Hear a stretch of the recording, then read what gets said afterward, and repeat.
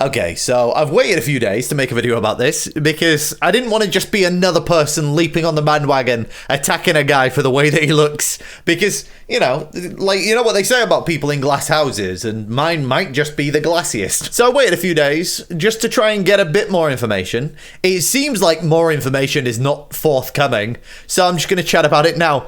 I want to talk to you about the Reddit mod situation. So a couple of days ago, this guy, his name is Brian. Everyone say, hi, Brian. Brian was the lead mod of the Livestream Fails community on Reddit, and recently he released a video addressed to the CEO of Reddit, a guy called Spez. Now, I'm going to link the video in the description. You can go watch it in your own time. It's about 20 minutes long, but I'm going to give you a rundown of what is basically said in that video so that you don't have to, but I do recommend that you sit and watch it so that you can get the full picture, and then maybe come back to this video.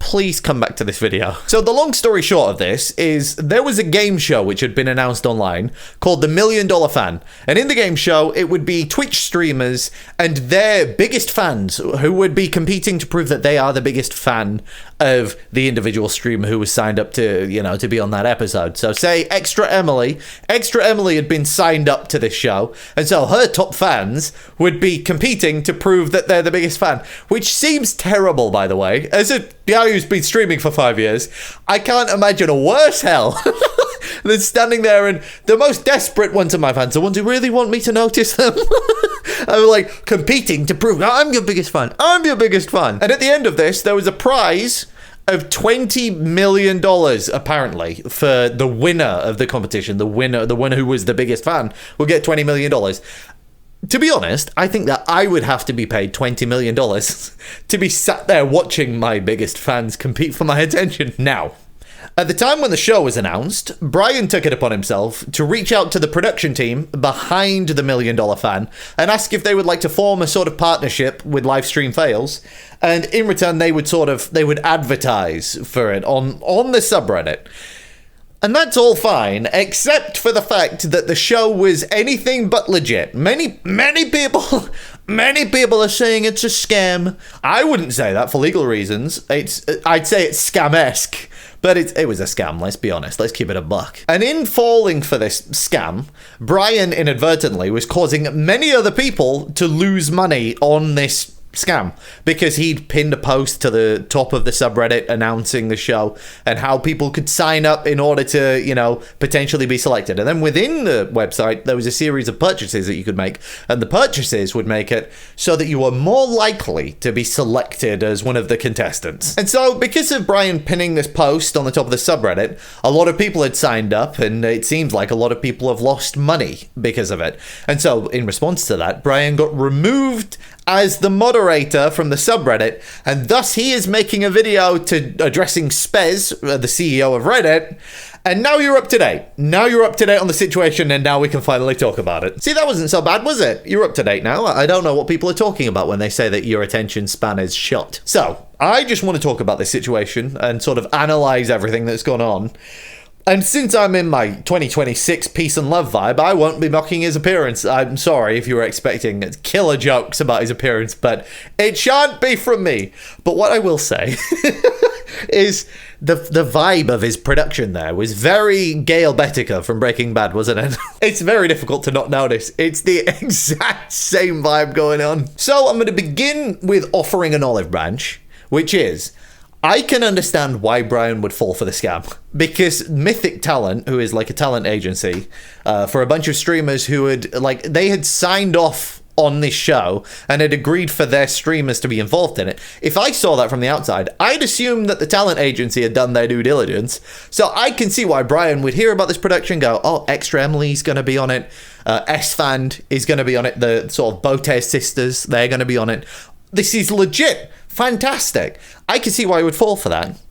However, Brian definitely made this worse because for some reason, Brian has a habit of taking steps outside of the remit of being a moderator. For example, Brian was deleting comments from people who were seemingly correctly calling this out to be a scam.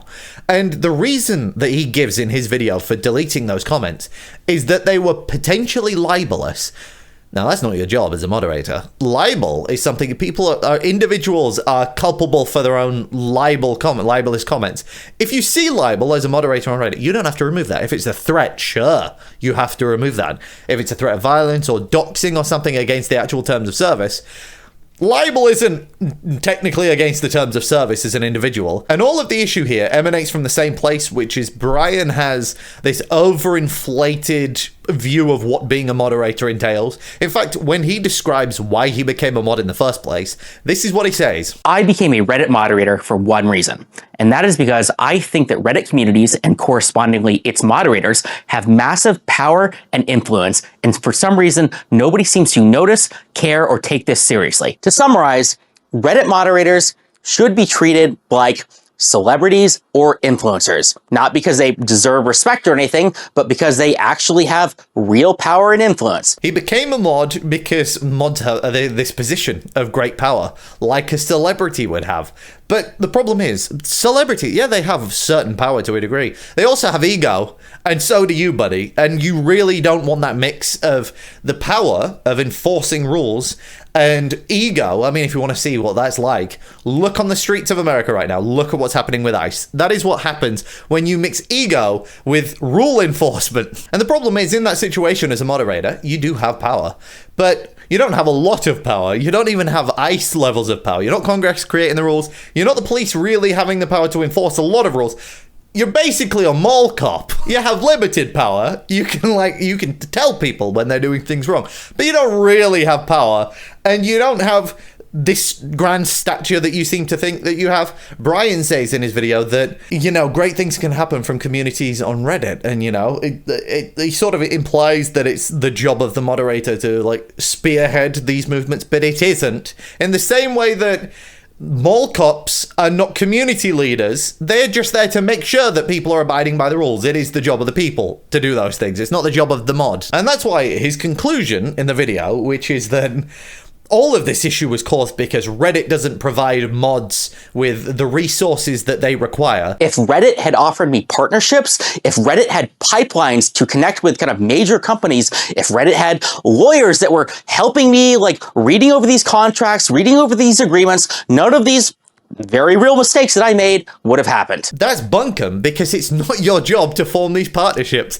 That was never your job. You decided to go do that, and that's fine, by the way. If you want to be a member of the community and you want to go create powerful partnerships on behalf of it, you can do that sort of thing, but not as a mod, because that's not the job of a mod. And then when things go sour like they did for you, you don't get to hide behind the shield of being a mod. I was just trying to be a good mod, but they didn't give me a... No, that's not the job of a mod, buddy. I mean, you're saying all of this could have been avoided if Spez gave you the resources to, form these deals. But that's like me going, damn it, Spez, how am I supposed to perform brain surgery on people unless you bring me bodies to practice on, Spez? I can't be a good mod because you don't bring me bodies to practice neurosurgery on. And the fact is, Brian just didn't do enough due diligence. If you're gonna do this and step out of the remit, you don't do your due diligence. But if you're gonna do that, you don't get to say this about Charlie. Moist Critical brought up points about how an image on the marketing page was AI generated, or that the domain name was registered in Iceland, or that basically just the whole thing, it smelled bad. That's what he did. He did this motion, and he said it smelled bad. But beyond that, it doesn't seem like he did much research. You didn't do your due diligence. Charlie did. Charlie wasn't running around peddling this scam, was he? You were. That is all that I wanted to say about this. There's nothing else to say. Other than I think this guy needs to work on his humility a bit. I don't think that this is the sort of personality that you would want in moderation. So I think, on the whole, based on the information that I had, Spez and the moderation team across Reddit did the right thing in kicking him out of livestream fails. Then again, I'm not the sort of person who hangs around in livestream fails. Nor should anyone be. You know what? This is my message to Spez, if you're watching this. Bring me the fucking bodies or else.